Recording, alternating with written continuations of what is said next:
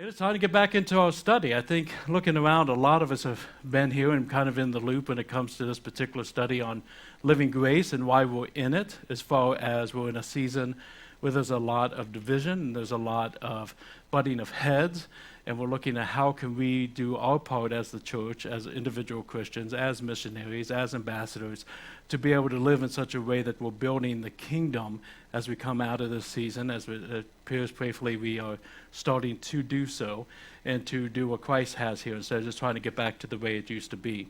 So we have spent a couple of weeks. If you missed the first one, that's really a foundational one, and I do encourage you to pick it up on our YouTube page or over on our church website or wherever else you want to find it.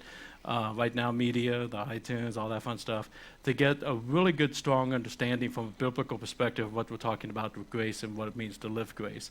And then we've been breaking it apart into different attributes so that we can kind of really dig in deeper. For instance, last week we talked about how grace is nurturing. We looked at that from a gospel standpoint, which I think we're going to be at least repeating that again today. Just continue to start out with the gospel because all of it overflows from what we receive. But then how we live in such a way that we're nurturing to others. And today we're going to look at another element of that. So if you would, let's go ahead and get back into the section where we've been, because this is a study in Romans 6 through 8. And we have covered chapter 5, so you'll be going to Romans chapter 6. Again, there's Bibles around the room and the baskets underneath the seats if you need to borrow one or steal one or take one home. And we also have YouVersion up and running for those who like to do things on their apps or their phones. It's a pretty easy app, free app, national app that you can download and then look for us under local live events, and you'll find that pretty easily.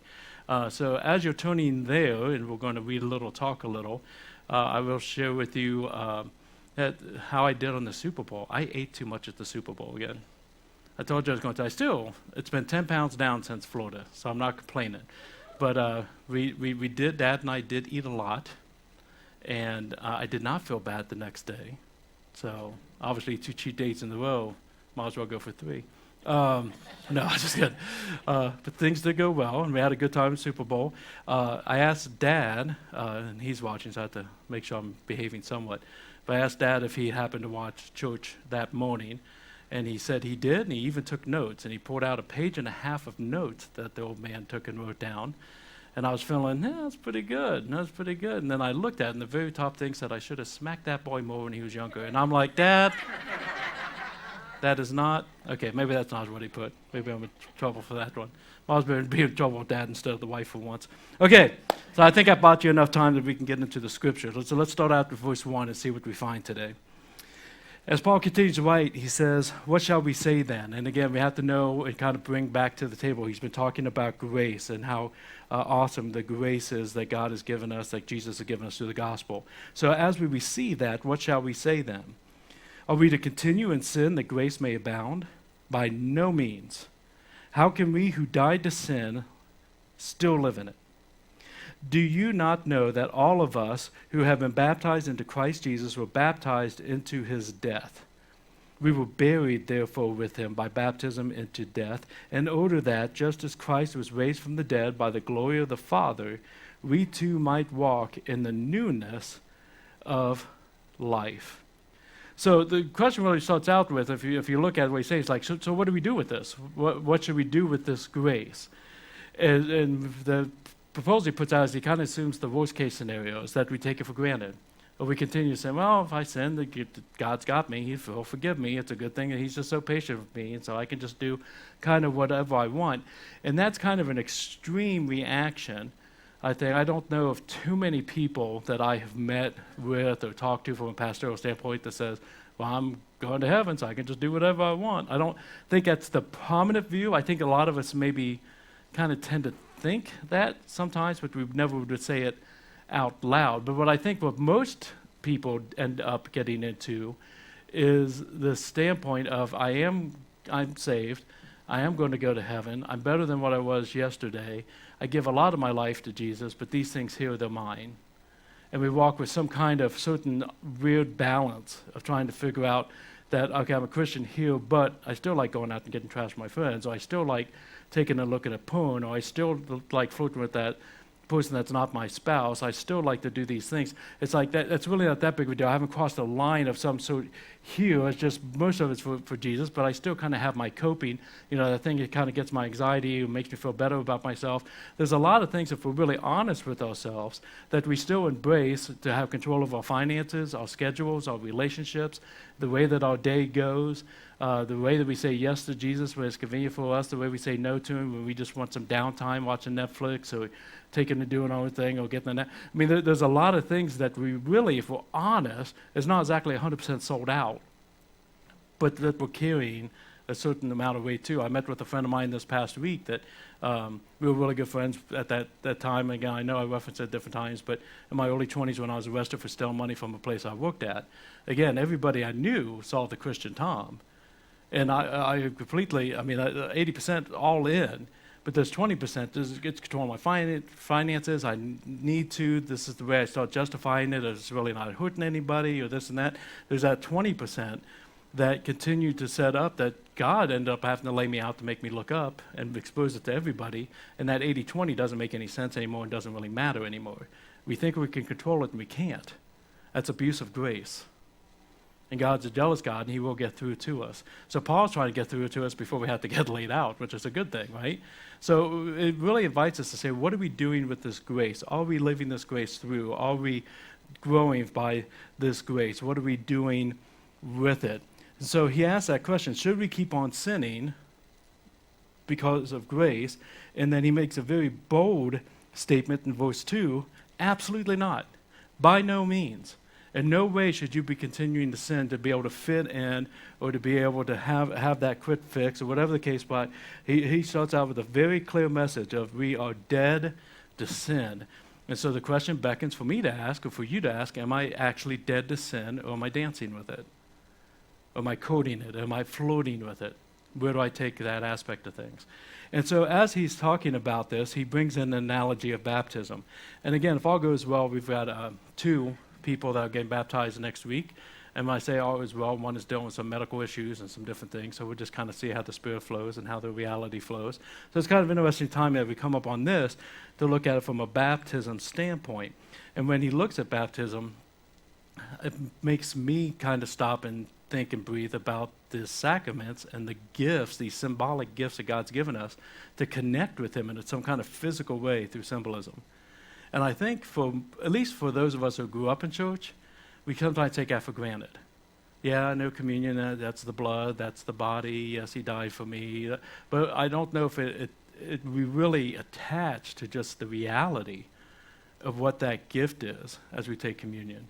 Same thing goes with baptism. Yes, okay, so I went down, I was dirty, now I'm clean in Christ, and I was buried with him, and now I'm raised again, and all the different things here. But he starts to really break into this illustration here of what that means when he starts putting out things like this, that with baptism we die to Christ. We are raised from death. Why? Why do we do this? So that we can also, like Jesus, walk in the newness of life. And it was kind of funny with this particular set of baptisms. Becky Kindred is the one I was talking about that's kind of doing some medical things. You guys have seen that through the prayer change. Thank God she got to come home last night, but she's still struggling with some things. And Becky and I met about a week ago, and we were talking about some different stuff, including her baptism. And it came up that the day after her baptism, a week from tomorrow, that she'll be going to Vegas with a couple family members. They're celebrating. One of the family members are getting married. Now I know Becky doesn't drink, and I know Becky doesn't gamble. It's not like she's going out to get crazy out there, you know what I mean? Well, we'll see what the pictures come up on Facebook. But I know Becky, right? But nonetheless, isn't there a joke there about getting her right before she goes to Sin City? I mean, it's not like we got baptized you before you go to Las Vegas. We got to get some protection around you. I don't know what you're up with that. You know, we joked about it and we laughed about it. But in reality, you and I basically are we live in Sin City. This world is Sin City, man. It's jacked up, messed up. It is not hard for us to take and find comparisons, especially in these days, between the world today and Sodom and Gomorrah of the past, between the world that Noah was living in when God took and said, hey, I think we're going to shake the old Etch-a-Sketch and start from scratch, right? It's what are we doing? Are we living like those who are the children of the King, dead to sin, dead to self-control, dead to taking and trying to make some kind of life that we are self-sufficient instead of realizing what we need in our Lord?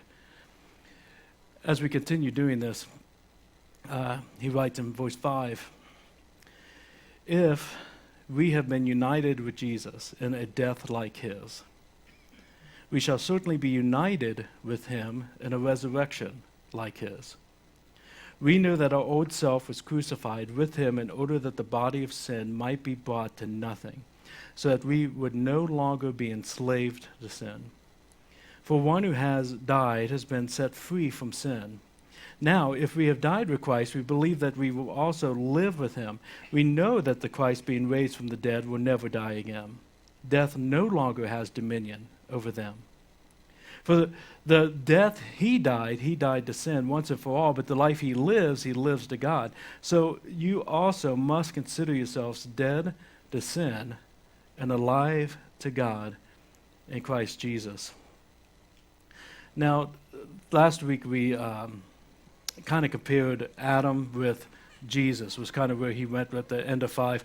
In the same way in 6, it appears that he's continuing his thought by comparing death and life. So let's do what we did last week, where we'll kind of break that apart a little bit, because again, we get a little verbiage here and we get a little poetry here.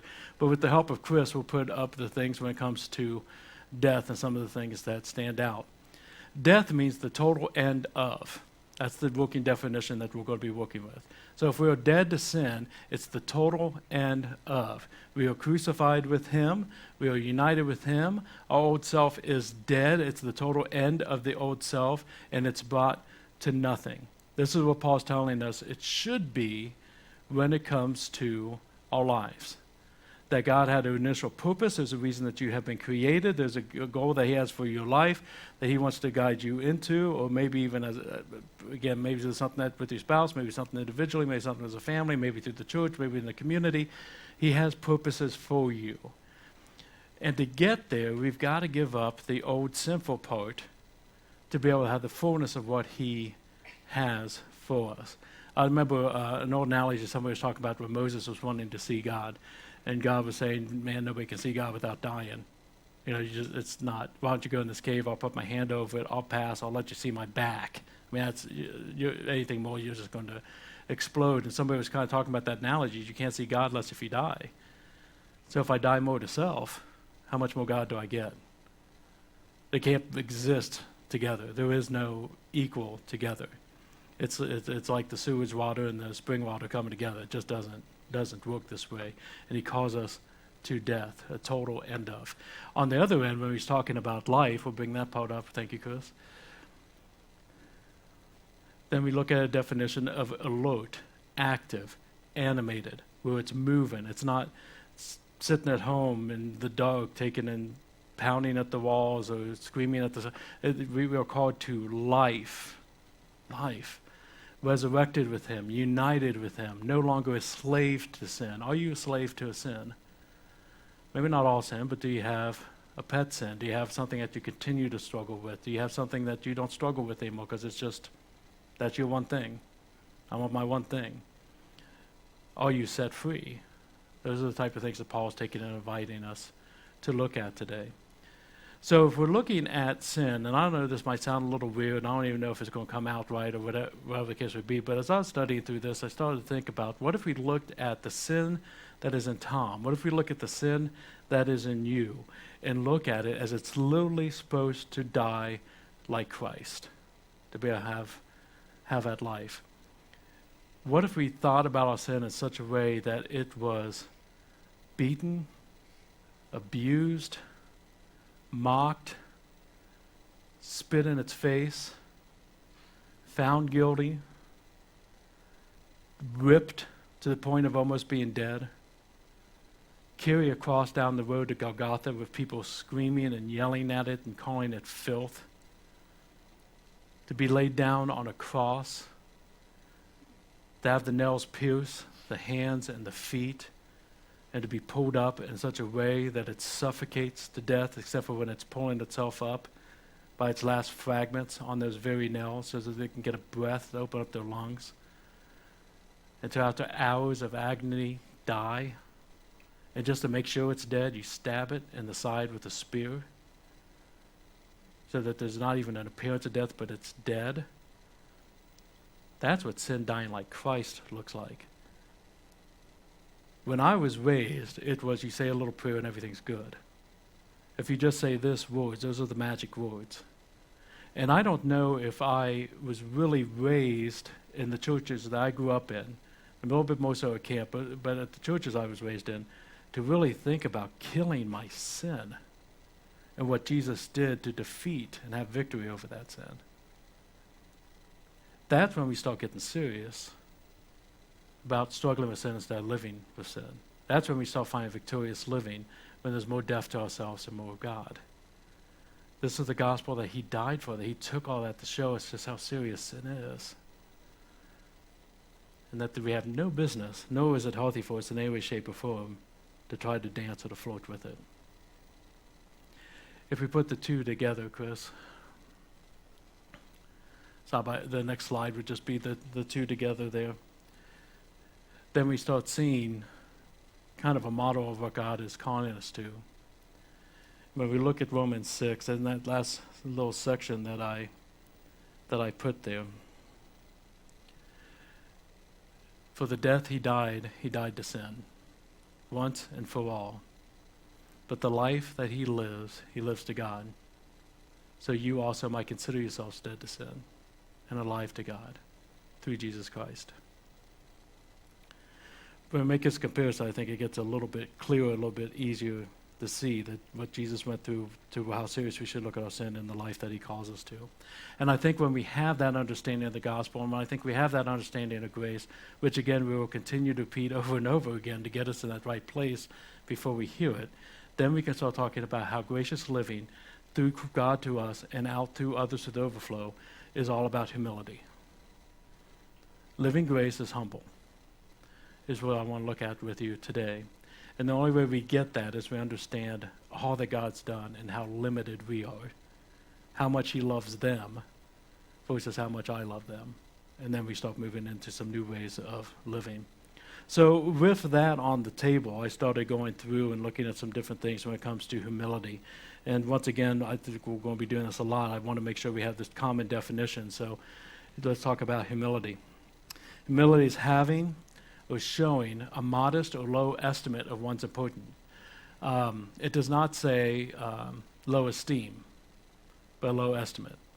It's by putting myself in my proper place. Again, if we look at the greatest commandment, according to Jesus Christ, is to love Lord your God with all your heart, all your mind, and all your soul. That's first, that's foremost. So I put him first. Second commandment that has to go right along with it is loving others as you love yourself. And that, so loving others has got to be second. It does not say that you're supposed to hate yourself. We come in third. And there's this balance as God is first, and he takes care of the needs of the others as he leads us. So that is the working definition of humility, but if we're going to bring humility into our faith, we do that by having recognition of ourselves to relation to our God, and then brings in submission to our God. And if we have those things in place, then it should be producing fruits of grace that brings unity and that brings other people to Jesus Christ. So let's talk about some practical ways to do that for our note takers today. And I'm really happy about how many people I see taking notes today. Thank you so much. I think Dad inspired you. Okay. But if one of your notes say you should have smacked me more, I'm going to worry about you people. So let's just kind of walk through these a little bit. Let's look at the first one. People that serve in humility, they acknowledge that they do not have it all together. Isn't that a good one to hear? Isn't that a good one to hear? I don't know of anybody that's like, I don't have it all together, and I just. But we all, again, we were raised with the American dream. We were raised to be self-sufficient. We were raised to have it all together. We were raised to hide those days where we want to just scream at the sky and tell everybody that we're fine. We're raised with this image that we're supposed to be putting out there. None of that has anything to do with anything biblical. None of it. If somebody thinks that they have it all together, they're hiding something behind the billboard or the social media, because we all struggle. None of us have it together. Just want to let you know, I don't have it all together.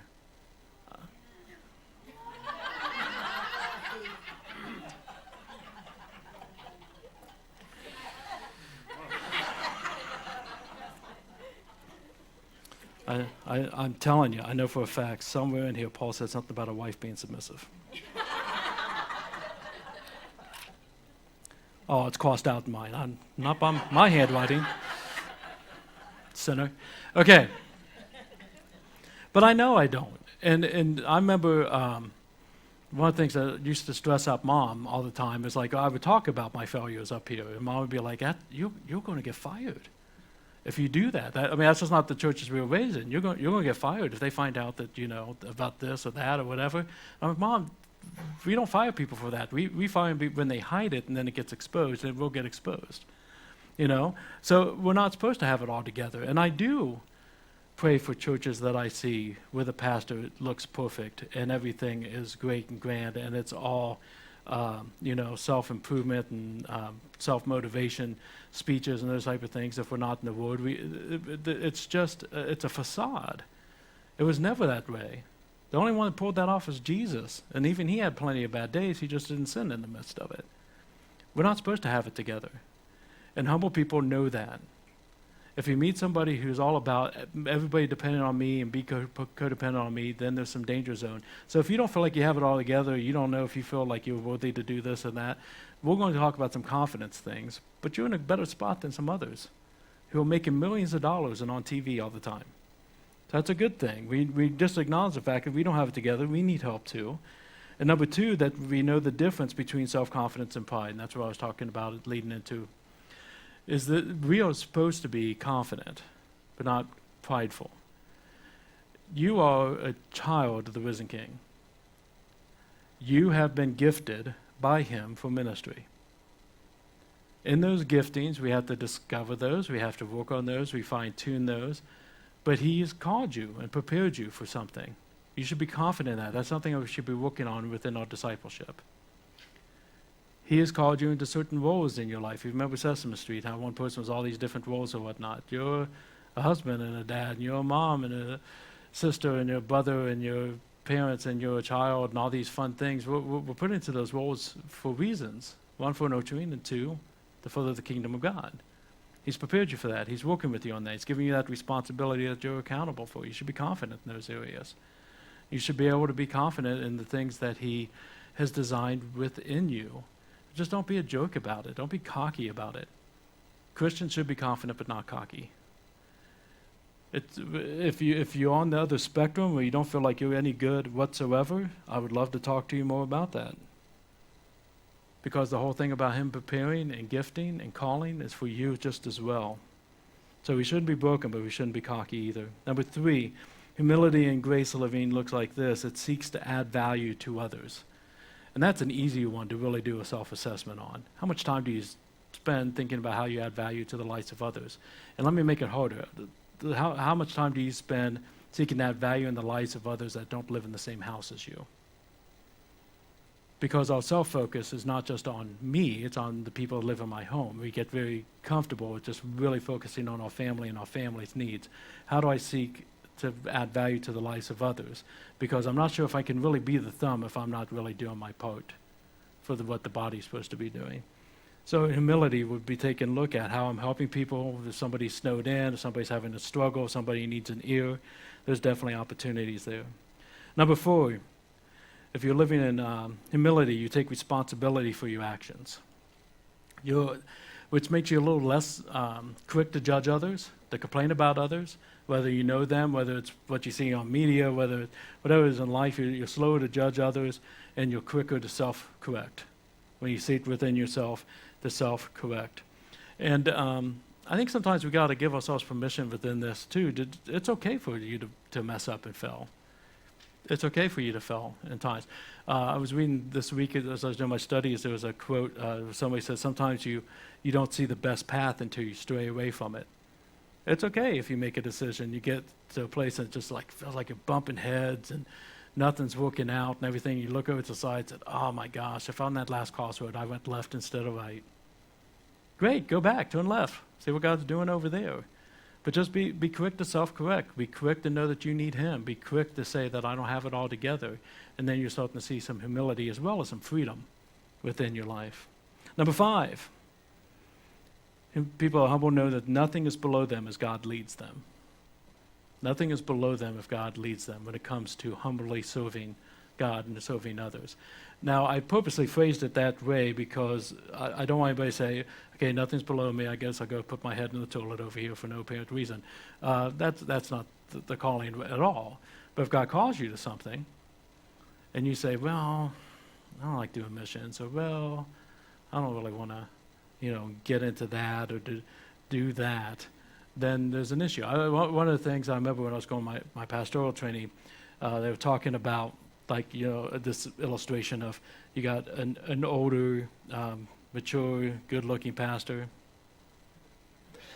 Thank you. They have someone that's younger comes and they want to get into ministry and they want to be mentored and they want to get into things. And so he says, I think that's something that we can look at. And this is when I'm going back to my old American Baptist type stories. And so they bring them in, and the first day they hand them a toilet brush and say, well, the first thing we need is the toilets, scrubbed. And to see what the reaction is. Is the reaction going to be like, that's not what I signed on. I want to be up there. I want everybody looking at me. I want to be able to say what I want to say. Or they go, well, that's what the ministry needs. I'm all on it. Like it's a little test. You're looking for that humility type stuff. Never heard a completion of that story of whether or not the old good-looking pastor would actually go clean the toilets. Would he be willing to do that as well? Do we do what it takes as the Spirit leads us? I think that's what's important to us when it comes to humility. And I'll talk about that here a little bit more as we branch out. But 6, they are filled with gratitude for what they have. People that are serving from humility are very understanding of what God has already gifted you with. And I think that's huge. The Bible tells us that godliness plus contentment equals great gain. There's so much less stress in life when we look at what God's already gifted us with and we're content with it. Then we're trying to build something. We're trying to achieve something, trying to grow something. We're trying to get people to look at us a certain way, whatever the case may be. When there's godliness and contentment, then those things come together. I was talking to somebody recently about this. I apologize. I think it was yesterday, so it was probably someone on staff. But there's something about when we started looking at COVID, not as an obstacle, but something that exposed obstacles, which we talked about a few weeks ago, that God can remove from us. I started thinking about some things, and I find that at this point, that for the first time in my life that I can remember in a long time, my prayers naturally go to gratitude instead of, God, this is what's stressing me out. Now, don't get me wrong, he wants to hear about those things. He's a loving father and wants to hear about the things we're struggling with or what's upsetting us, whatever the case may be. But it's not so much about, like in one area of being stressed out because of event planning and trying to get all the volunteers in place, trying to make it all happen, trying to get the word out and all those kind of things, as much as, man, I'm just thankful that I can be with you guys here because I know what it's like to have that stripped away. And I'm looking forward to that growing. When you take and look at all the other things that used to take your time, and I encourage you, if you're parents of kids in school and stuff, be cautious what you bring back in when it comes to sports and schedules and everything else, because there's just a gratitude for being able to have time with my daughter, be able to have time with my wife, to be able to have a home, and not to have not gotten COVID as of yet. There's just so much to be grateful for that it kind of naturally goes that way. And I'm hoping that's a lesson of what I can go forward from this place instead of just before we start out like, God, we got to talk. We got to talk. That woman's talking in the middle of gathering again. All of a sudden she's quiet. Thank you, Jesus. Okay. But there's more. No, stop it. I'm grateful for the beating I'm getting later. Okay. They are filled with gratitude for what they have. So let's put all of those onto the screen and kind of look at them together a little bit. And then it's also for those who are taking notes and whatnot, and I can send them out if you need them. But one of the things we have to look at when it comes to humility, and again, think about this from, again, standpoint from Jesus, going through us to others. Humility is a muscle. Humility is a muscle. It gets stronger as you exercise it more. Again, I'm not talking about brokenness. I'm not talking about thinking that you have no self-worth. I'm talking about humility is a muscle that we continue to work and to put into place.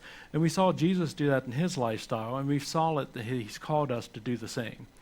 The easiest one to go to is the foot washing, right?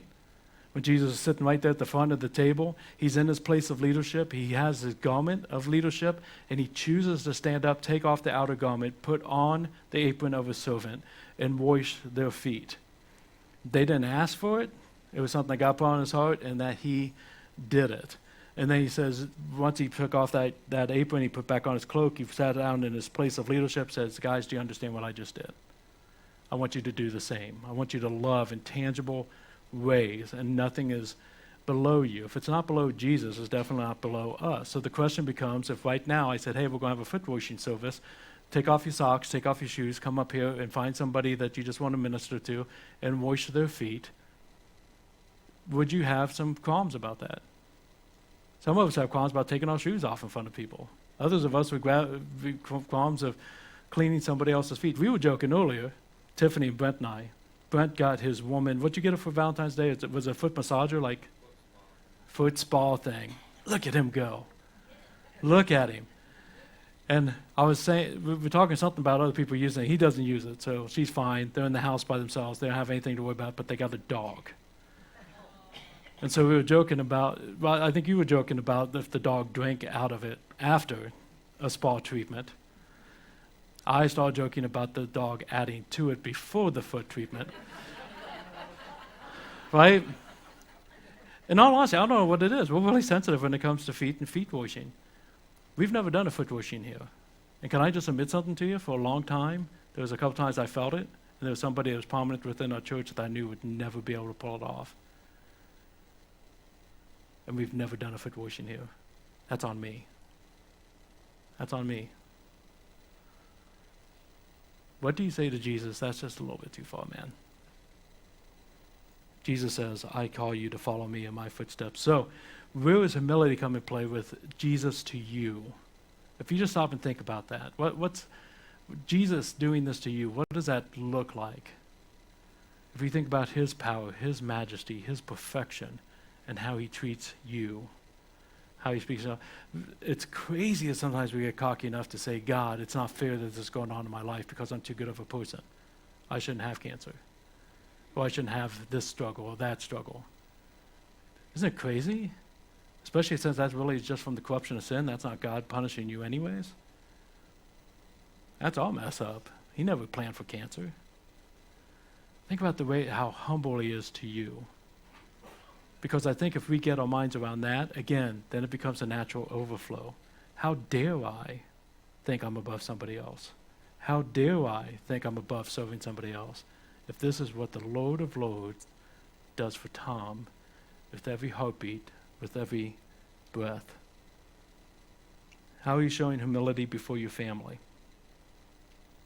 If we're talking about these things. With your marriage, with your parents, with your kids, grandparents, extended family. How are you showing humility before others and in your own lifestyle? We live in a season where we want credit for everything that we do.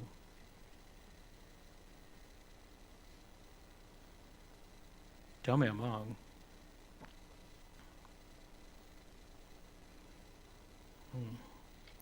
Verse 12.